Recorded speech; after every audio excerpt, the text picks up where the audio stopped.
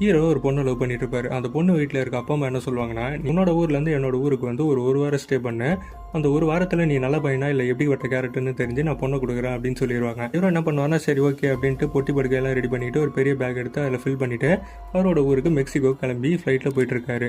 போயிட்டு இருக்க வழியிலேயே அவர் பக்கத்து சீட்லேயே வர ஒரு பெரியவர் உட்காந்துட்டு இருக்காரு. அந்த பெரியவர் ஒரு கேங்ஸ்டர்னு இவருக்கு தெரியாது. இருந்தாலும் பேச்சு கொடுக்குறாரு. அந்த பெரியவர் சுத்தமாக மதிக்கல. ஆளை விடுற சாமி அப்படின்ட்டு சைலண்டாக படுத்து தூங்கிடுறாரு. அடுத்த நாள் காலையில் 2 பேருமே அங்கே மெக்சிகோக்கு போயிடுறாங்க. 2 பேரும் வேற ஒரு ஊருக்கு போயிடுறாங்க.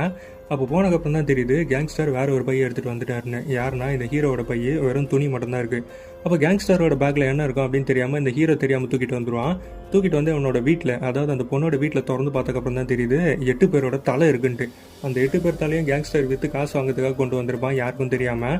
அதை இவன் கொண்டு வந்தனால இப்போ கேங்ஸ்டர் வந்து அந்த 8 பேரோட தலையை வச்சிருக்கவன் யார் அப்படிங்கிறத கண்டுபிடிச்சாகணும். இங்கே ஹீரோ யாரோட பேக்குன்னே தெரியாமல் அதை எடுத்துகிட்டு போய் அவங்ககிட்ட ஒப்படைக்கணும், இவங்களோட லவ்வர் வீட்டுக்கு தெரியாமல்.